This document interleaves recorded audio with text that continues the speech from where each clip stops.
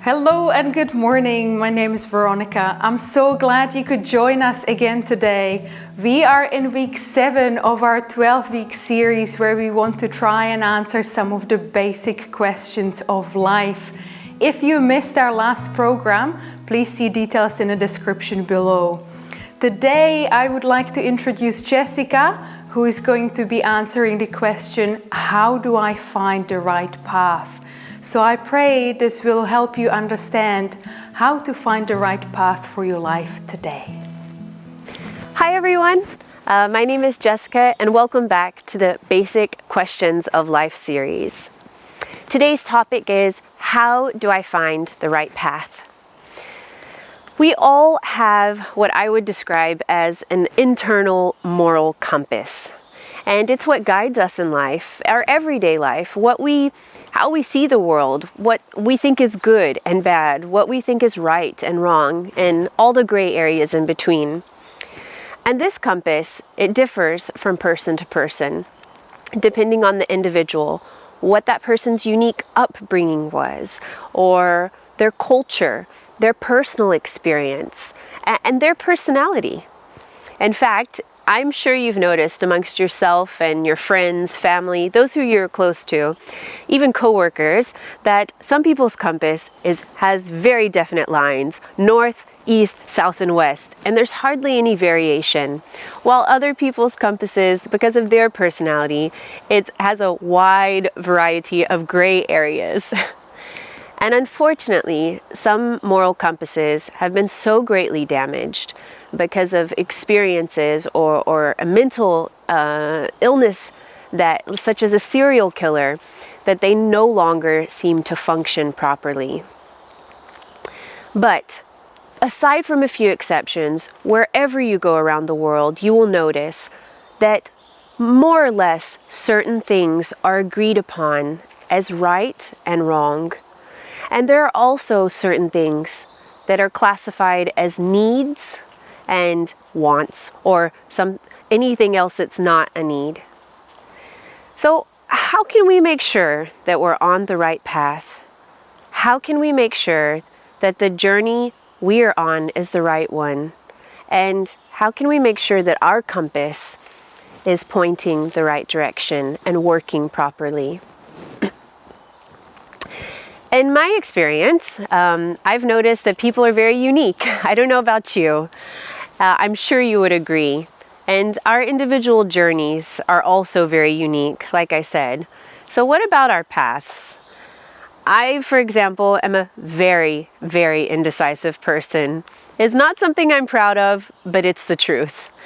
I like taking my time when I make a decision. I want to have all the possibilities laid out before me. I want to weigh my options, and I like to have the confidence that before I move forward with a decision, that I can feel confident knowing I'm not going to look back with a huge regret. Which unfortunately is why I take so long making decisions and going back and forth in my mind. Truthfully, I'm even indecisive when it comes to ordering food at a restaurant. My husband, who's a very, very quick decision maker with very little variance, absolutely loves this about me, I'm sure. So what I do when I need to make an important decision, I usually make a pros and a cons list. I write down all of the advantages and disadvantages. And then I put a dot or a tick beside those that seem to weigh more heavily than the others in the decision making. Because sometimes things aren't quite what they seem at the beginning. What you think might be the best choice at the beginning oftentimes isn't, and you don't see that until everything is laid out before you. If you were to make a life decision, a big life decision, what would you base your decisions upon? What would have the best long-term effect for you and for those that you love? In other words, what would be the topics or the possibilities that you would put a tick beside? maybe health or overall happiness, personal peace or personal growth? What about finances or the quality of the relationships, how they will be affected?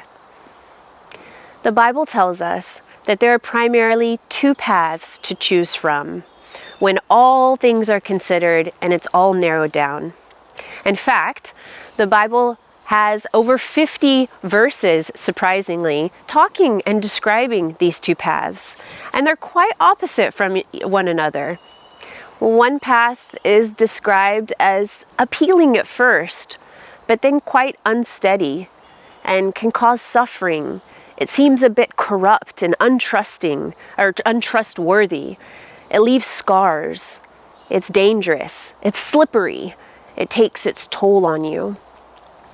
The other path, on the other hand, it seems to bring peace and an overall calming healing. It brings joy. It seems to bring our overall good. Smoother plains with support. It enlightens and brings to light truth.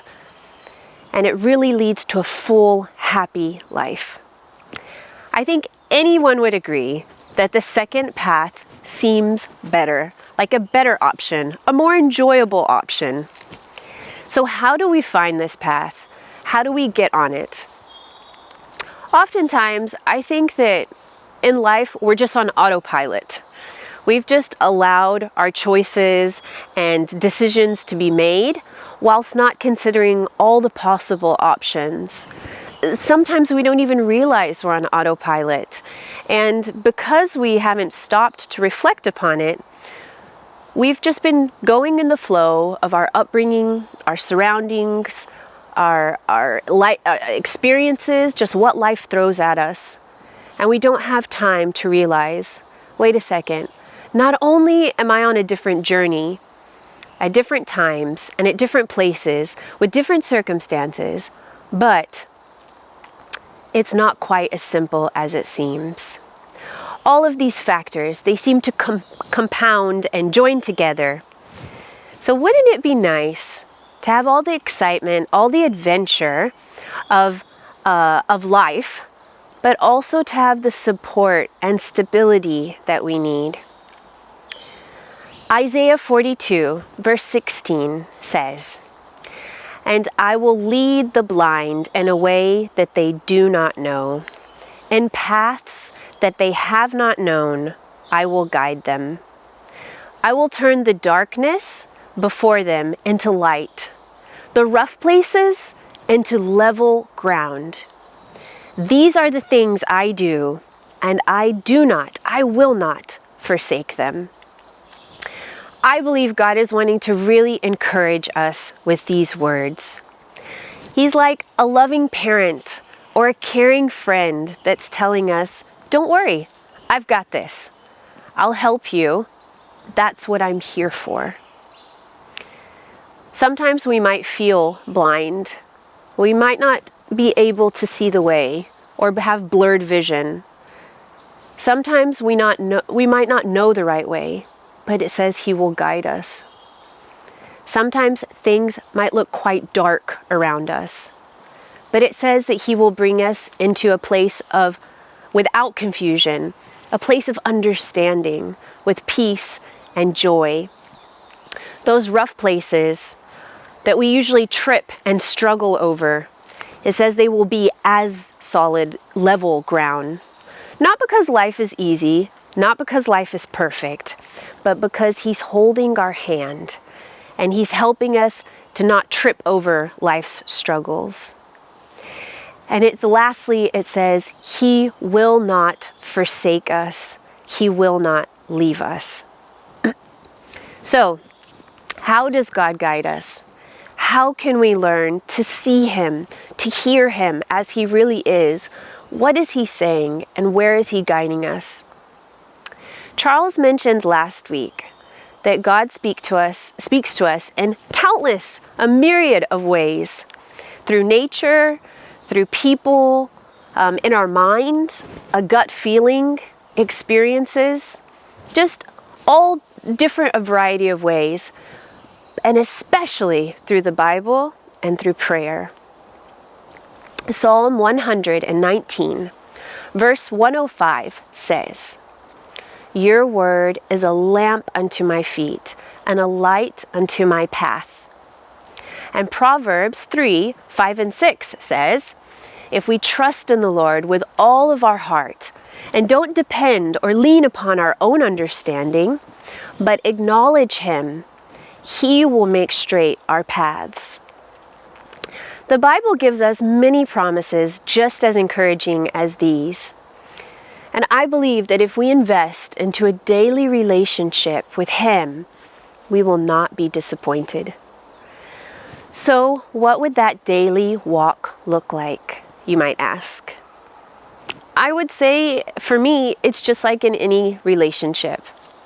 Spending time with that person, getting to know that person, enjoying that person's company. So, for example, the way you might talk to a friend or talk to someone special, that's what prayer is. It's us talking to God. The way you would write a person or send a text message, that's like writing in a prayer journal. Or what about when you read someone's text or you read letters or cards? That's what reading the Bible is like, or listening to a sermon. Hearing what other people who know that person, what experiences they've had with them. Or listening to music together. Did you know that there is pretty much every genre of music available in Christian music as well? And I think the other thing is thinking about that person when they're not there. Thinking about them, reflecting on what they said and the times that you've spent together. So, why not? Why not try that path? Why not try stepping on the path that leads you closer to God? It's been a long time since you felt peace in the valley you made where you're not meant to be, where the shame throws shadows on you. But don't you forget that you're headed to more, but you've settled for less. Don't buy the lie, it's as good as it gets. The same fate that left you lost and alone are the very same fate that will bring you back home. Wherever you are, whatever you did, it's a page in your book, but it isn't the end. Your Father will meet you with arms open wide. This is where your heart belongs. Come running like a prodigal. Come running like a prodigal. There will be nights when you hear whispers of the life you once knew. Don't let it linger, 'cause there's a grace that falls upon you. Don't you forget, in the places you're weak, He's very strong. Don't ever believe you don't deserve love. The same God that protects you when you're lost and alone is the very same God that is calling you home. Wherever you are, wherever you did, it's a page in your book, but it isn't the end. Your Father will meet you with arms open wide. This is where your heart belongs. Come running like a prodigal. Come running like a prodigal. Let your life be made new as you come into view. Your Father's not waiting, no, He's running too.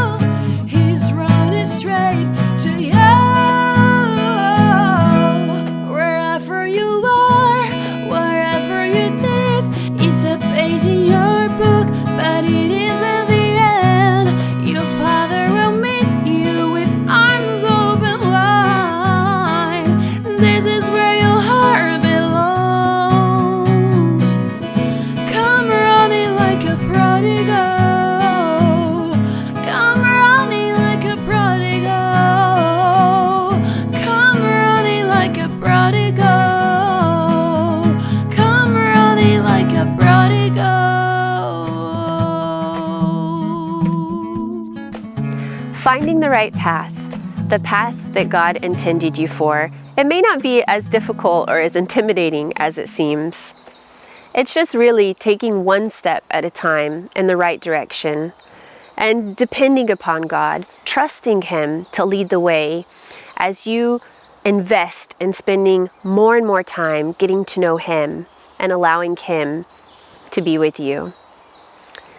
I hope that this presentation, that this talk helps you understand a little bit more about our path and the journey that God has put us on. And I hope to see you next week. Bye.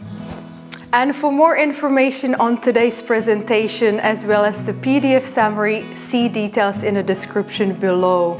Get in touch with us either through the chat boxes or the link below, and we can talk more about anything you've seen today. Don't miss out next week when Gabriel will be looking at answering the question, can I trust the Bible? And also at the evening, we will be hosting our second live interactive session where you will be able to ask questions of our 4 presenters about the topics we've covered so far. So please subscribe to the channel, click like, comment and share so this video can reach more of those looking for hope. See you soon!